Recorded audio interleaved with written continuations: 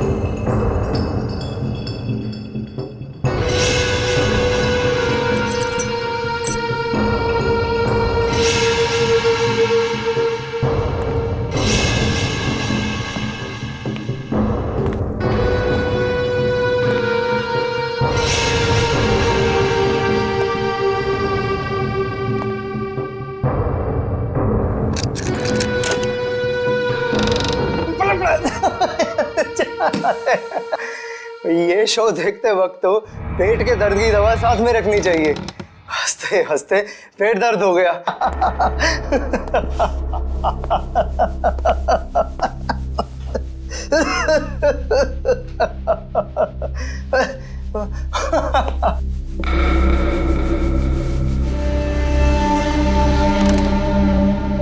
कौन है ये? प्रमोद, कौन है ये? बहुत खुशकिस्मत हो तुम। मौत से कुछ पल पहले इतनी हंसी और इतनी खुशी हर किसी को नसीब नहीं होती। कौन हो तुम? अंदर कैसे आए? मौत को अंदर आने के लिए किसी न्योते की जरूरत नहीं पड़ती है।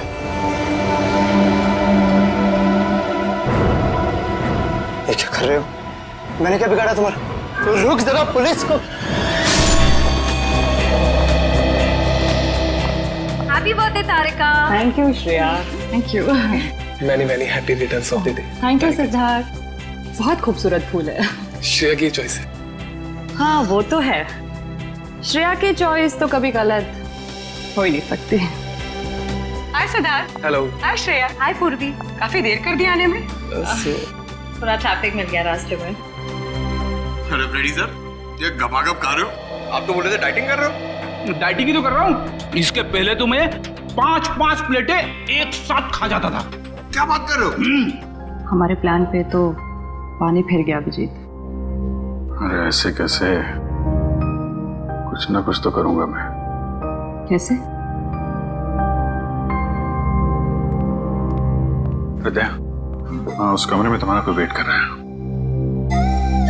मेरा वेट कर रहा है? हाँ। कौन? तुम जाओ तो सही। अरे जाओ।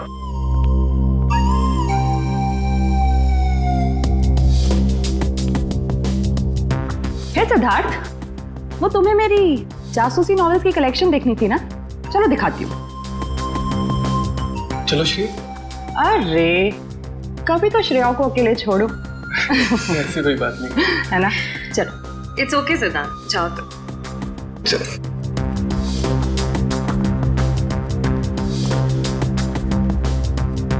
अरे श्रेया, तुम यहाँ? वहाँ कमरे में कोई तुम्हारा वेट कर रहा है। कौन? अरे जाओ देखो तो सही। अरे सर,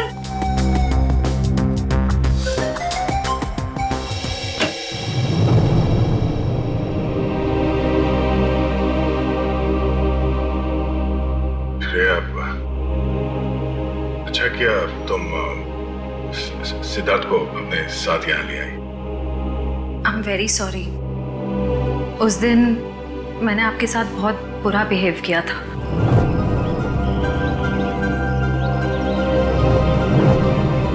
छोड़ो ना, मैं भूल गया हूँ, तुम भी भूल जाओ।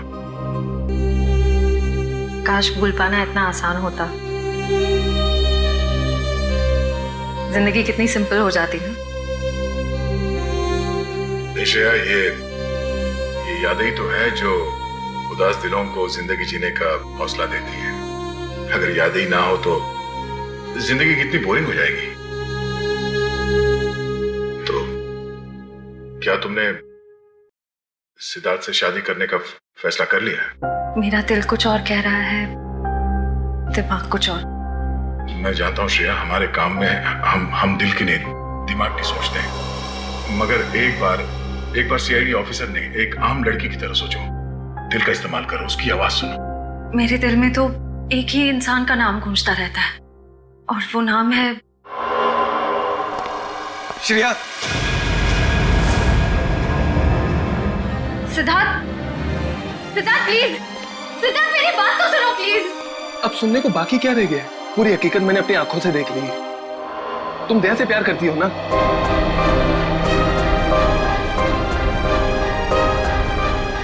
सिद्धार्थ, मैं इस बारे में तुमसे बात करने वाली थी। क्यों नहीं? सिद्धार्थ, काम इतना होता है, मौका ही नहीं मिला मुझे। मौका नहीं मिला? I just can't believe I heard that. Siddharth please मेरी बात तो सुनो। ये इतना आसान नहीं हो के। अपने आपको मेरी जगह रखकर तो सोचो, फिर पता चलेगा मैं किस अग्नि परीक्षा से गुजर रही हूँ।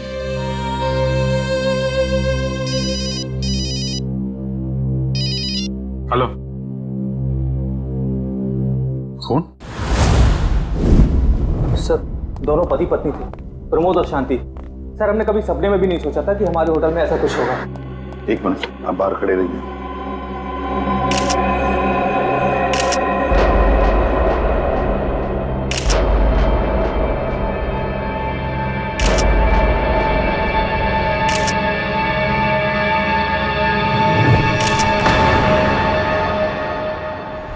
माय गॉड, दोनों की लाशें ऐसी इस अवस्था में। सर, इतने सारे केस सॉल्व किए लेकिन इस तरह का केस कभी नहीं देखा। सर, लगता है ये दोनों खूनी से विनती कर रहे थे कि वो इन्हें छोड़ दे, मगर खूनी ने जरा भी दया नहीं दिखाई। नहीं फ्रेडी, लगता है खूनी ने पहले इन दोनों को मारा और फिर यहाँ लाकर बिठा दिया, हाथ पैर बांध दिए। जिस तरह से इन दोनों को बिठाया कुर्सी में, लगता है खूनी हमसे कुछ कहना चाहता है। ये देखो, कम से कम 6-7 वार तो किए इस बेचारी पर। ऐसे इतनी बेरहमी से मारा है जैसे ये खूनी कोई सिर फिरा हो या फिर बदले की आग में ये सब किया है उसने। My God. सर, इस प्रमोद की पीठ पे भी वार किया गया है।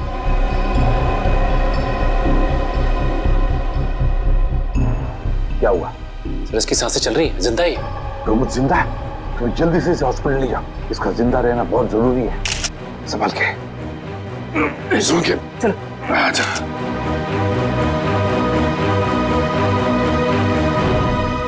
एक बात बताओ, ये खूनी अंदर आया कैसे? किसी ने देखा कैसे? नहीं सर, ये सब रात में हुआ सर, और रात के वक्त इसकी ड्यूटी रहती है सर, इससे पूछिए आप। कैसे हुआ ये सब? सर, कुछ देर के लिए मेरी आंख लगी थी रिसेप्शन डेस्क के ऊपर। तुम्हें शर्म नहीं आती ये कहते हुए कि तुम्हारी आंख लगी थी ड्यूटी पर? Sorry sir. एक बात बताओ, ये दोनों प्रमोद और शांति कब से रह रहे तुम्हारी होटल में? सर, पिछले 6 दिनों से रह रहे थे और आगे भी 1 महीने रहने का प्लान था सर। क्यों, कुछ बताया इन्होंने? सर, प्रमोद जी की नई नौकरी लगी थी, नासिक से इस शहर में नए आए थे, उन्हें अपना घर नहीं मिला, इसीलिए होटल में रह रहे थे सर। ठीक है, जाओ। वंश, प्रमोद और शांति, इन दोनों की पूरी जानकारी चाहिए मुझे।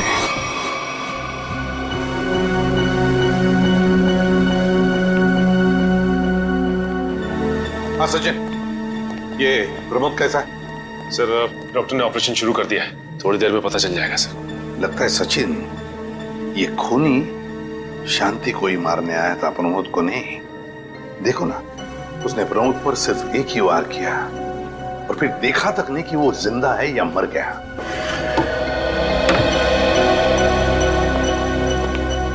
डॉक्टर साहब, कैसा है प्रमोद? हमने प्रमोद को बचा तो लिया है, मगर मगर क्या? वो कोमा में चले गए हैं। कोमा में? लेकिन डॉक्टर साहब, प्रमोद को होश तो आ जाएगा ना? हम तो अपनी तरफ से पूरी कोशिश करेंगे, मगर कुछ कहा नहीं जा सकता। Thank you. कुछ भी हो, प्रमोद होश में आना ही चाहिए। खूनी को सिर्फ प्रमोद ने ही देखा है। डॉक्टर साहब, शांति की लाश से कुछ पता चला? दया, मौत की वजह तो तुम लोगों को क्राइम स्पॉट पे ही पता चल गई होगी। पेट पर चाकू के इतने सारे घाव हैं, उसी की वजह से मौत हो गई बेचारे की।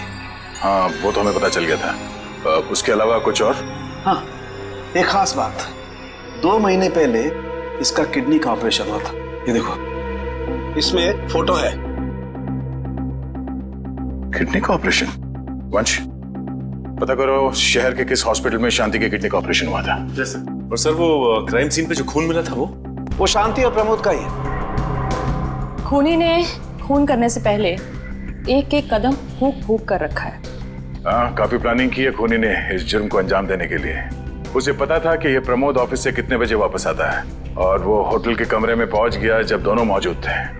पर सर, अगर उसका मकसद शांति को ही मारना था तो वो तो प्रमोद के आने से पहले ही जुर्म को अंजाम देकर वहां से फरार हो सकता था। हाँ, ये बात तो है। मुझे लगता है खूनी ने प्रमोद के ऊपर सिर्फ एक ही बार वार किया, और वो इसलिए क्योंकि वो चाहता था कि वो कोमा में पहुंच जाए और जिंदा लाश बन जाए। सर, लगता है ये खूनी कोई एक्सपर्ट है जो अच्छी तरह से जानता था कि वार कहाँ पे करना है। सर, वो एक्सपर्ट नहीं, मुझे तो सरफिरा लगता है। वरना मारने के बाद इन्हें प्रार्थना की पोजीशन में क्यों बैठा था? कोई तो गहरा कारण है सबके पीछे जो इस खूनी के अतीत से जुड़ा हुआ है। क्या प्रमोद की बीवी का खून हो गया और प्रमोद कोमा में है? जी हाँ। खैर, अब ये बताइए कि पिछले कुछ दिनों से प्रमोद का स्वभाव कैसा था? क्या वो डरा डरा रहता था या कुछ और अजीब बात? नहीं, ऐसा तो कुछ नहीं था। पर हाँ सर, मैंने उनको काम में बहुत सारी गलतियां करते देखा। साफ साफ बताइए, प्रमोद किस तरह की गलतियां कर रहा था? बेसिक अकाउंटिंग की गलतियां। मुझे तो हैरानी हो रही थी कि इतने काबिल और इतने क्वालिफाइड इंसान ऐसे बच्चों वाली गलतियां कैसे कर सकता है कोई। वो तो अच्छा हुआ कि मैंने उनकी गलती देख ली, वरना पूरी अकाउंट शीट खराब हो जाती। सर, मुझे तो लगता है उन्हें काम आता ही नहीं था। ऐसा कैसे हो सकता है? वो जिस कंपनी से आए थे वो तो बहुत बड़ी कंपनी थी, और कोई भी बड़ी कंपनी किसी ऐसे आदमी को अपने यहाँ नौकरी पर क्यों रखेगी जिसे उसका काम ही नहीं आता हो? अब तो इस प्रमोद की सारी कुंडली निकालनी पड़ेगी। तो पति पत्नी प्रमोद और शांति एक नंबर के धोखेबाज थे। उनके सारे सर्टिफिकेट्स और डॉक्यूमेंट्स नकली हैं। स्कूल और कॉलेज हर जगह के। ऐसी क्या वजह हो सकती है जिस वजह से 420 करके ये उस फाइनेंस कंपनी में काम कर रहा था? ये इस प्रमोद को वहाँ काम करके क्या फायदा हो सकता है? इस सवाल का जवाब तो उसी वजह से जुड़ा है निखिल, जिसकी वजह से इस प्रमोद की हत्या की गई। पर वजह जो भी हो, उस वजह का पता तो CID निकाल ही लेगी। लेकिन सर, हो सकता है इन दोनों का नाम भी नकली हो सकता है। ऐसा भी हो सकता है कि ये दोनों असली प्रमोद और शांति हो ही ना, बल्कि कोई बहरूपिये हों जिन्होंने उन दोनों की जगह ले ली हो सकता है। एक सेकंड। हेलो, हाँ बोल रहा हूँ। हाँ, कौन सा hospital? Okay, thank you so much. क्या हुआ निखिल? हमारा अंदाजा सही निकला। 2 महीने पहले पुणे की मोती हॉस्पिटल में इस प्रमोद की पत्नी का एक ऑपरेशन हुआ था। वहाँ प्रमोद की पत्नी का नाम शांति नहीं बल्कि विनीता लिखा हुआ है। विनीता? मोती हॉस्पिटल, पुणे।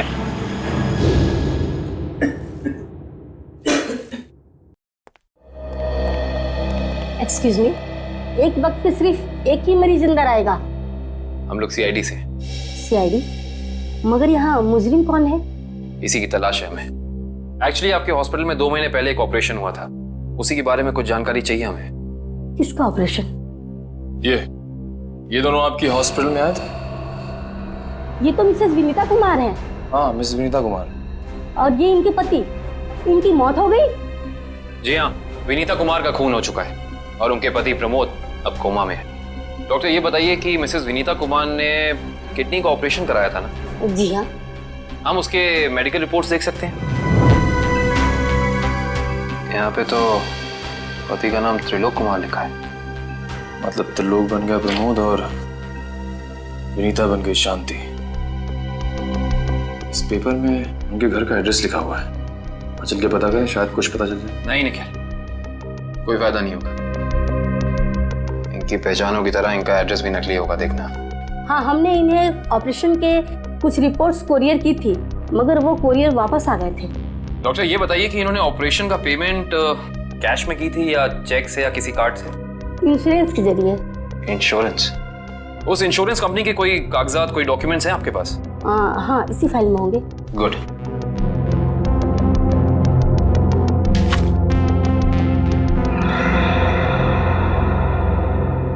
ये किस अंत की बात कर रहे हैं आप लोग? जरा विस्तार से समझाइए। अगर आप अपने पैसे वापस लेने आए हैं तो भूल जाइए, क्योंकि जब तक अदालत अपना फैसला नहीं सुना देती तब तक हम किसी के रुपए वापस नहीं कर पाएंगे। पैसे वापस लेने नहीं, इंसाफ करने आए हैं। हम लोग सीआईडी से हैं। ओह, तो हमारी शिकायत सीआईडी वालों तक भी पहुंच गई है। शिकायत? ऐसा क्या कर दिया आपकी इस कंपनी ने? हमारी कंपनी ने नहीं, उस त्रिलोक ने आसमान की तरफ प्रगति करती हुई हमारी कंपनी के नाम को रातों रात मिट्टी में मिला दिया और हमें दिवालिया कर दिया उसने। त्रिलोक? एक सेकंड, आप इस त्रिलोक की बात तो नहीं कर रहे? हाँ, यही तो है वो। पर इसे क्या हुआ? किसी ने इसकी जान लेने की कोशिश की है। फिलहाल ये कोमा में। ये तो होना ही था, इतने लोगों को जो धोखा दिया इसने। किस धोखे की बात कर रहे हैं? हमारी कंपनी के क्लाइंट्स को झूठे सपने दिखाकर कहा कि सबके पैसे एक ही महीने में 2 गुना कर दूंगा, पर सबके पैसे बटोरकर 9 तो 11 हो गया वो। और क्लाइंट हमारी कंपनी से पैसे वापस मांग रहे हैं। बैंकक्रप्ट हो गया। इतने सालों से कंपनी की बनी बनाई इज्जत मिट्टी में मिल गई। खोए हुए पैसे और खोई हुई इज्जत तो फिर से कमाई जा सकती है, पर खोई हुई जान तो वापस नहीं आ सकती ना। क्या त्रिलोक ने किसी की जान भी ली है?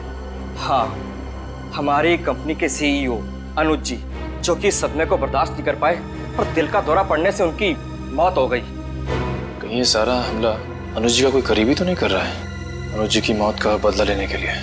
हो सकता है। अनुज जी के परिवार में कौन कौन है? उनकी पत्नी सुधा, जो कि अभी सदमे में है, और उनका बेटा विक्की। विक्की? इस विक्की का फोन नंबर दीजिए जरा। विक्की के फोन का सिग्नल यहीं आसपास बता रहा है। होगी मैं। अच्छा, अभी भी मागाधीर रोड की तरफ मुड़ा है। मागाधीर?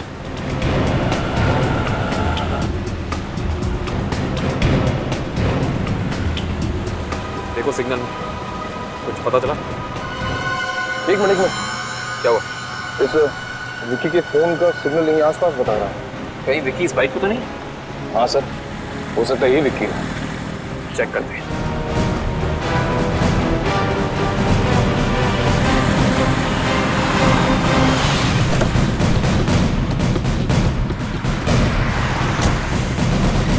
सुनो भाई साहब, तुम ही विक्की हो?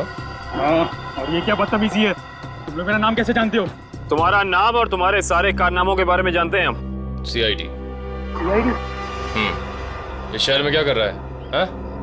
कुछ काम था, और तुम लोग मेरा पीछा क्यों कर रहे हो? बकवास बंद कर। दो खून करके भाग रहा हो, कह रहा है सीआईडी पीछा क्यों कर रही है?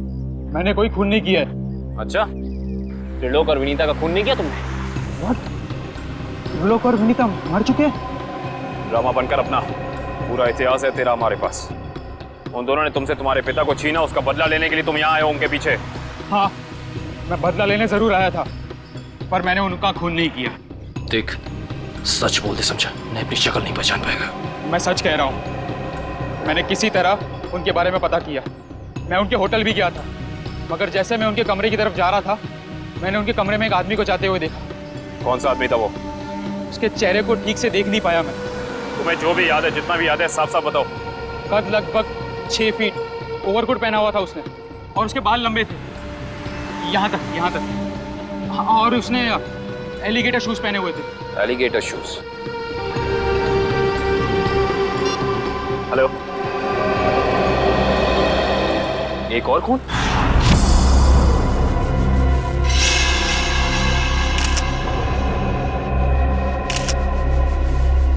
लाश ऐसे अजीब ढंग से क्यों बैठा है? कमाल है सर, पिछले वाले केस में खूनी ने उन दोनों को होटल में चाकू मारकर प्रार्थना वाली पोजीशन में बैठाया था, और इसे गोली मार के इस तरह से। लगता है दोनों का खूनी एक ही है। गोली सीधे माथे के बीचों बीच मारी है। अगर ये सीरियल किलर होता तो इसे भी चाकू से मारता सर, क्योंकि विनीता को उसने चाकू से मारा था, इसे तो गोली मारी। हाँ, मगर लाशों को ऐसे एक ही ढंग से बिठाना क्या दो अलग अलग खूनी करेंगे? मुझे लगता है दोनों का खूनी एक ही है, और जिस वक्त इस्तिकवांशु का खून हुआ, लगता है खाना खाने ही वाला था।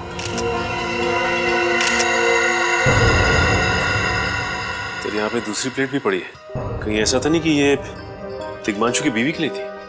मैम सब तो एक हफ्ते के लिए गाँव गई हुई है, एक हफ्ते के बाद लौटेगी।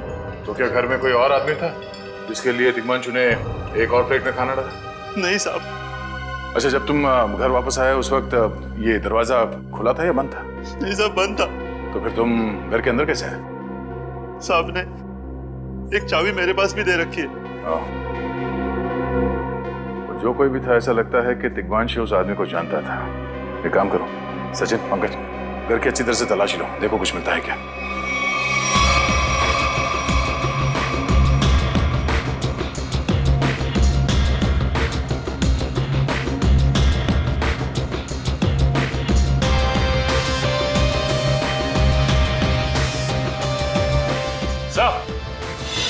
हाँ सचिन,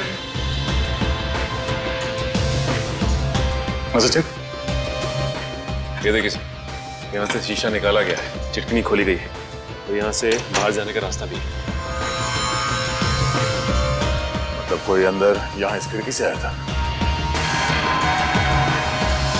सर, लेकिन इस घर में तो सेफ्टी अलार्म भी है सर। अगर यहाँ से कोई अंदर आया है तो सेफ्टी अलार्म बजना चाहिए था और सिक्योरिटी गार्ड को भी अंदर आना चाहिए था।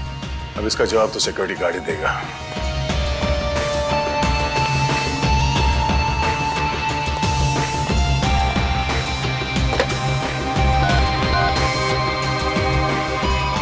हेलो सिक्योरिटी, अच्छा आज दोपहर को तिग्मांशु जी के घर से अलार्म बजा था, तो फिर आप चेक करने के लिए उनके घर पे क्यों नहीं आए?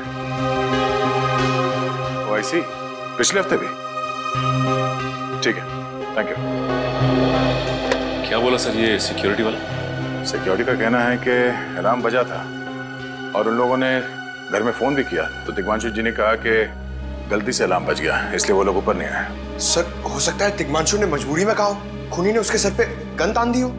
कुछ कह नहीं सकते, बात करते वक्त अगर थोड़ी सी भी टेंशन हो आवाज में तो ये सिक्योरिटी वाले तुरंत भाप लेते हैं। दरअसल पिछले हफ्ते भी तिग्मांशु के घर से अलार्म बजा था और जब सिक्योरिटी वालों ने फोन किया था तो तिग्मांशु ने यही कहा था कि गलती से बच गया।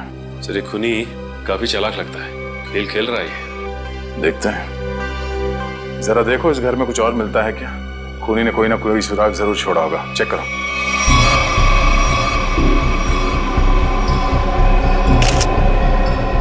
सर एक मिनट सर।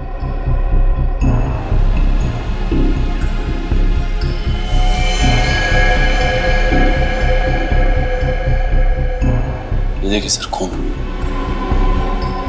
खून यहाँ कैसे? कहीं खूनी का तो नहीं है खून? ये तो डॉक्टर सालों के ही बताएंगे। वो खून किसका है ये अभी पता चल जाएगा, तारिक आती होगी रिपोर्ट लेकर के। डॉक्टर साहब, इस तिग्मांशु के बारे में कुछ और पता चला? हाँ। वो कैसे? इसे गोली मारने से पहले बेहोश किया गया था। क्या? इसे बेहोश किया था? इसके खून में मुझे एक खास किस्म की दवाई के अंश मिले जो अक्सर इंसान को बेहोश करने के लिए दी जाती है, और वो दवाई इसे इंजेक्शन के जरिए दी गई थी। ये देखो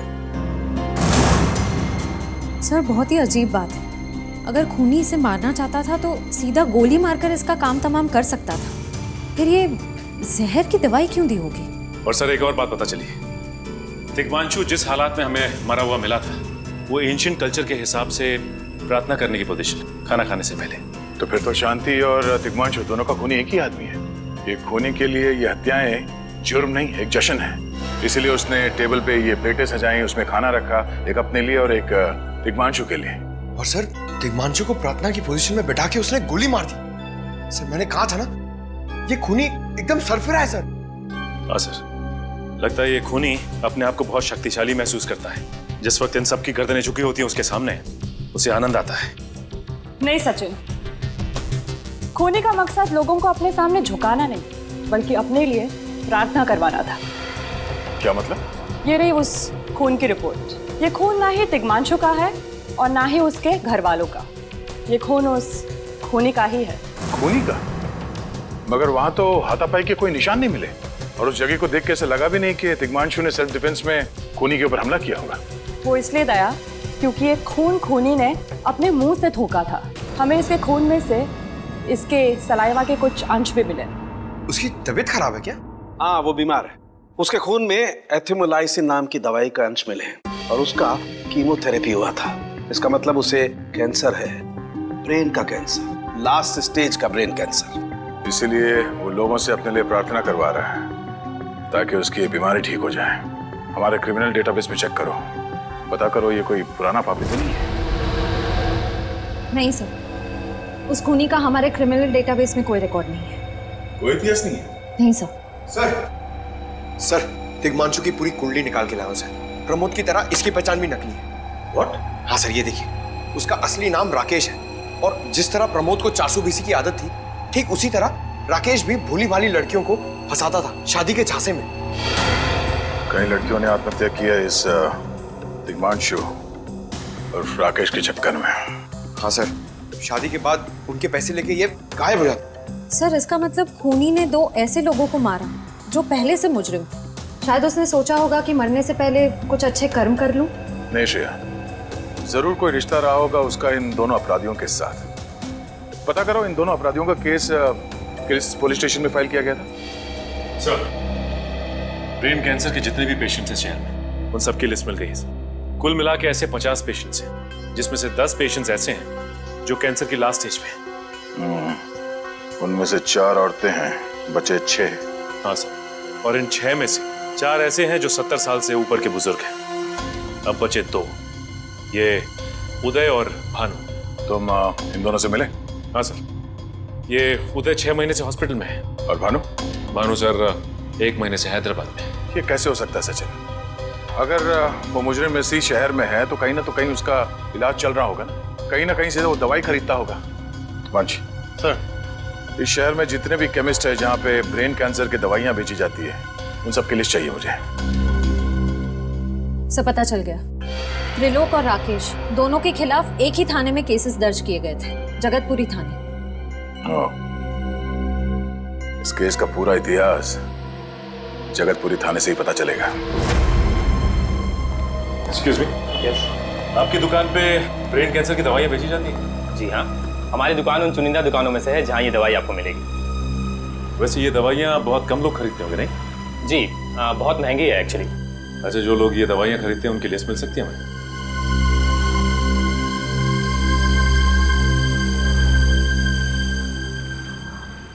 ये रही वो लिस्ट।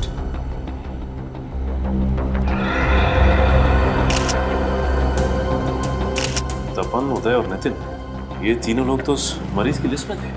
अच्छा, आपको पूरा यकीन है कि इनके अलावा और कोई नहीं आता ये दवाई लेने के लिए? जी नहीं, लेकिन हो सकता है कोई गैर कानूनी तरीके से ये दवाई खरीद रहा हो। ये दवाइयाँ काफ़ी महंगी है ना, आम आदमी इसका खर्चा नहीं उठा सकता। अच्छा, आप किसी ऐसे आदमी को जानते हैं जो ये गैर कानूनी काम करता है? एक आदमी है, आंद्रे नाम है उसका। प्यार से लोग उसे एंडी कहते हैं। ये जो ज्वाला रोड पे पब्लिक पार्क है ना, अक्सर वही मिलता है। कांस्टेबल सुनील। Yes sir. आप सीआईडी से ही हैं ना?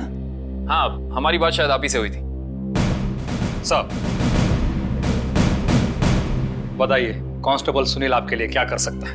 सुनील जी, हाल फिलहाल में इस रिकॉर्ड रूम में कोई चोरी वगैरह हुई थी क्या? चोरी नहीं तो सर, अब यहाँ वाला कोई चोरी कैसे करेगा? सुनील, फिर आप एक हेल्प कर सकते हैं हमारी। हमें 2 मुजरिमों की फाइल चाहिए। एक का नाम है त्रिलोक कुमार और दूसरे का राकेश भिवेन। एक मिनट सर, क्या नाम बोले? राकेश? राकेश भिवेन।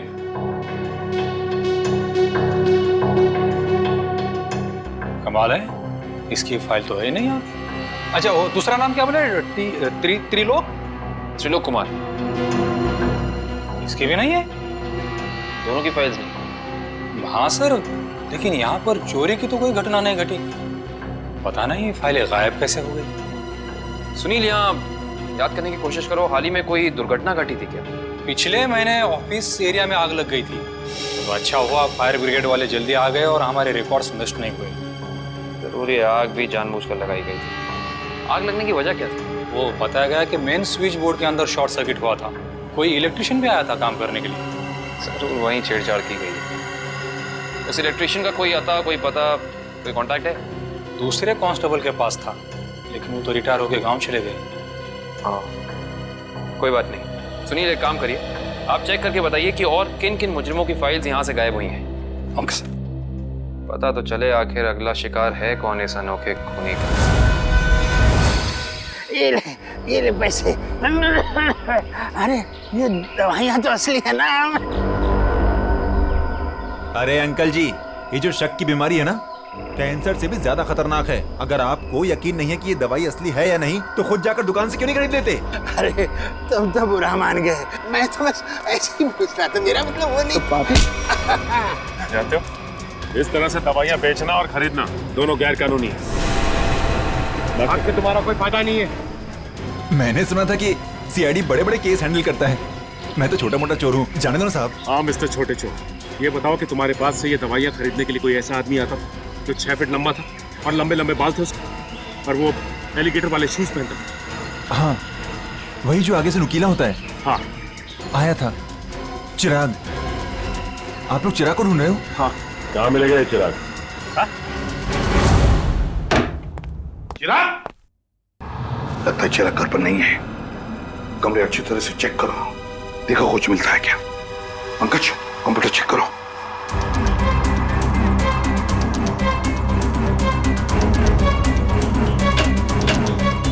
सर, ये देखिए, पूरी अलमारी गन्स और चाकू से भर रखी इस चिराग ने। My God.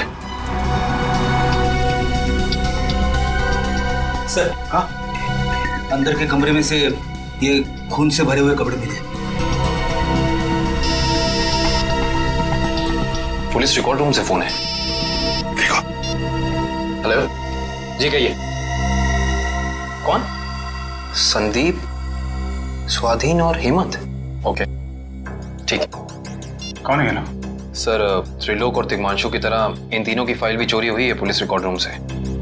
मतलब अभिजीत, अब ये चिराग इन तीनों में से किसी एक को मारने वाला है। सर एक सेकंड, ये देखिए सर, इस कंप्यूटर की फाइल में इन तीनों की फाइल है।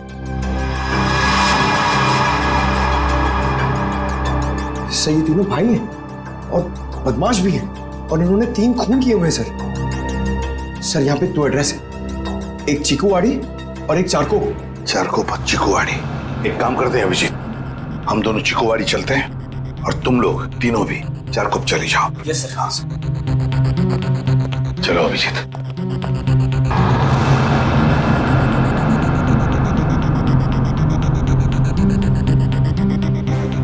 क्या हुआ सर? अभिजीत, ये पेन, ये मेरा पेन है अभिजीत। आपका पेन? यहाँ पे कैसे सर? ये पेन मैंने जग्गा को दिया था, जग्गा को। जग्गा सर? वो आपका खबरी? हाँ अभिजीत, मेरा खबरी। मगर जग्गा तो मर चुका है सर। हाँ अभिजीत, तो मर चुका है, लेकिन जिस खून में तलाशी करने में मदद की थी जग्गा ने हमारी, उस वक्त वो खून भी इसी तरह हो रहे जैसे आज हो रहे हैं। खून करने के बाद लोगों को प्रार्थना की पोजीशन में रखा जाता है। चलते हैं सर। नहीं अभिजीत, क्योंकि अभिजीत जिस तरह से वो खून किए जा रहा है, लगता है मुझे संदेशा भेज रहा है, मुझे मिलना चाहता है अकेले में।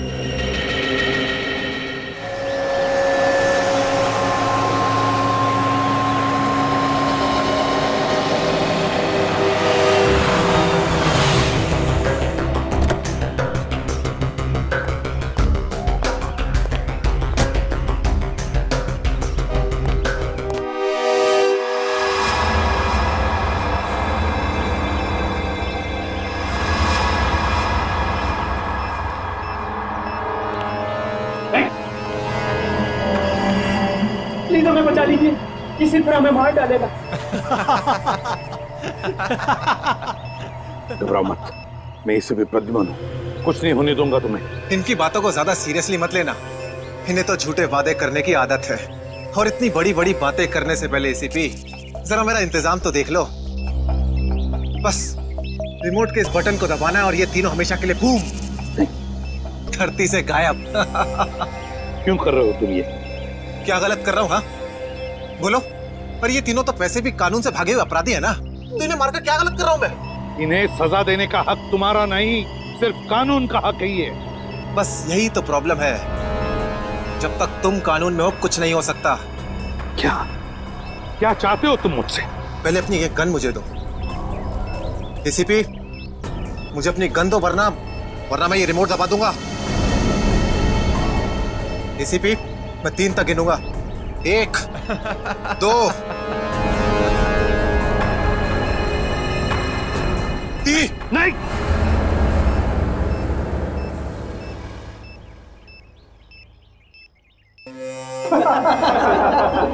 बहुत अच्छे, बहुत अच्छे। तो तुम जानना चाहते थे ना कि मैं तुमसे नफरत क्यों करता हूँ? हाँ। जग्गा खबरी का नाम ध्यान है? याद है मुझे। मैं उन्हीं का बेटा हूँ। पता चल चुका था मुझे। एसीपी, तुमने मेरे पिताजी से वादा किया था ना कि तुम उनका बाल भी बाका नहीं होने दोगे। फिर क्यों नहीं बचा सके उन्हें? बोलो। देखो चिराग, तुम्हारे पिताजी की मौत का बोझ आज भी मेरे दिल पर है। बंद करो ये तुम्हारा नाटक। उस वक्त कहाँ थे तुम जब मेरे पिताजी की मौत के बाद मैं और मेरी माँ दर दर की ठोकरें खा रही थी? खाने के पैसे तक नहीं थे हमारे पास। तो तुम मेरे पास चले आते, मैं कुछ मदद कर सकता था तुम्हारी। क्या कर लेते तुम? हाँ, सिवाय झूठे वादों के।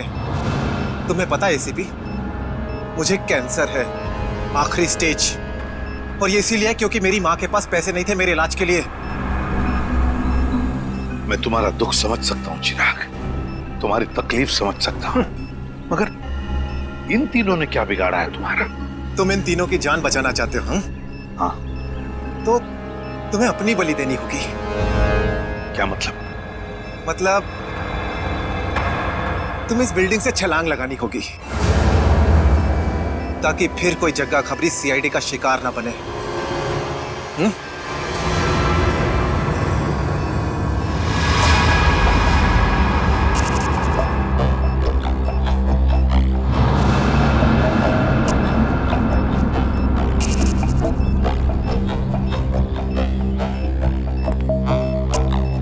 ठीक है, मंजूर है।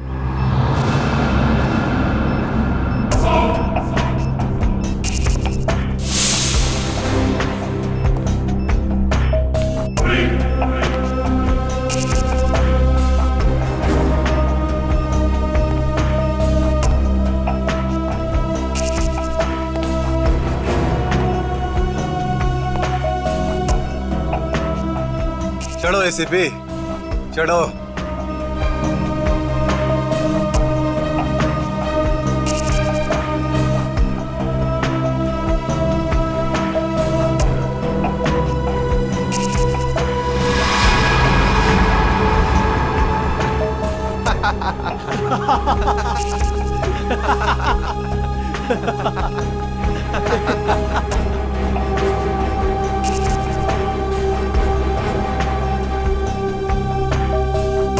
ऊपर जाकर मेरे पिताजी से माफी जरूर मांग लेना। क्या हुआ? मौत को इतना नजदीक देखने से बाहों कांपने लगे? एसीपी आज तक अपनी मौत को अपनी हथेली पर लेकर ही चला है, समझे? मौत से कभी डरा नहीं है वो। इतनी बड़ी बड़ी बातें, अब बातों का वक्त नहीं है, अब एक्शन का वक्त है। कूदो एसीपी, छलांग लगाओ और अपनी ये बेहतरीन जिंदगी को अलविदा कह दो। चलो। 1 मिनट, मैं जरूर कूदूंगा, लेकिन तुम पर कैसे विश्वास कर सकता हूं कि मेरे कूदने के बाद तुम इन तीनों को छोड़ दोगे? तुम्हारे पास और कोई चारा भी नहीं है। कूदो एसीपी, वरना मैं इस रिमोट का बटन दबा दूंगा।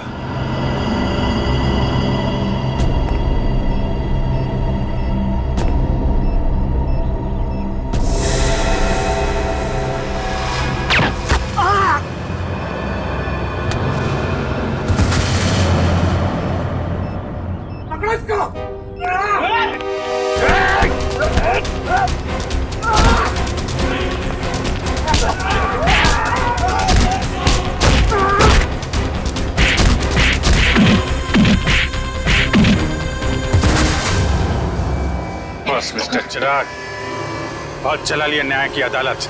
सीआईडी का काम सीआईडी को सौंप दो। फ्रेडी, पंकज, उन तीनों के शरीर से बॉम्ब हटा दो संभाल के। और तुम मेरे दोस्त, मेरा खबरी जग्गा के बेटे लगते ही नहीं। उस बेचारे ने तो अपनी जान कुर्बान की हमारी मदद करने में, कानून की मदद करने में, मगर तुम, लानत है तुम पर, जैसे घटिया काम करने निकले थे। 2 खून किए तुमने, तुम्हें तो शायद फांसी ही होगी। फांसी।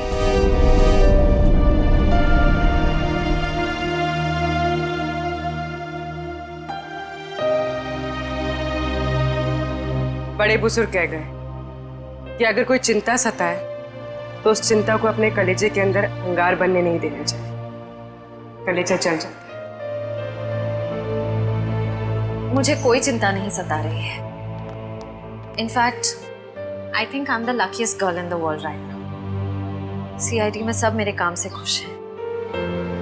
मेरे पास तुम दोनों जैसे दोस्त हैं। मेरी शादी होने वाली है। एक लड़की को और क्या चाहिए होता है? शायद प्यार।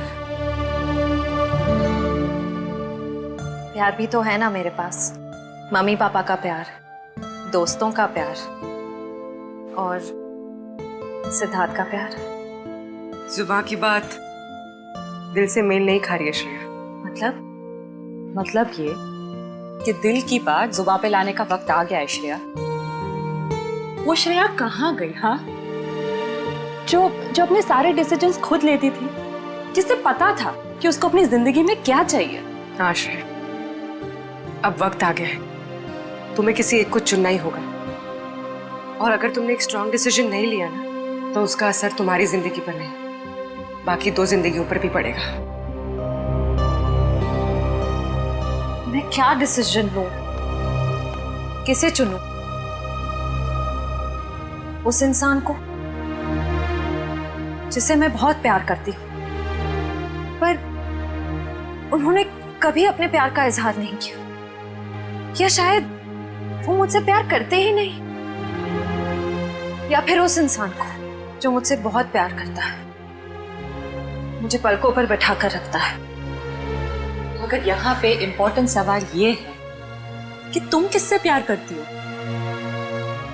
नहीं तारिका, यहाँ ये बात इम्पोर्टेंट है कि अब मैं पीछे नहीं हट सकती। मेरे किसी भी डिसीजन से ना सिर्फ सिद्धार्थ को, बल्कि उसकी और मेरी फैमिली को बहुत दुख होगा। बच्चों जैसी बातें मत करो श्रेया। हर माँ बाप चाहते हैं कि उनके बच्चे को जिंदगी की हर खुशी मिले। तुम सिद्धार्थ के साथ खुश नहीं रह पाई तो क्या अंकल आंटी खुश रह पाएंगे? और अगर तुम खुश नहीं रही तो क्या सिद्धार्थ खुश रह पाएगा? तुम्हारा एक कदम श्रेया बहुत सारी जिंदगियों को अफेक्ट करेगा। तुम बस दिल से काम लो। देखो, दिल हमेशा सही रास्ता दिखाता है। ठीक है, अब से मैं अपने दिल की बात सुनूंगी। अगर मैं किसी भी कदम पर कमजोर पड़ जाऊं तो तुम दोनों को मुझे सही रास्ता दिखाना होगा। हाँ, लेकिन एक शर्त पे। कैसी शर्त? तुझे आइसक्रीम खिलानी पड़ेगी। Of course.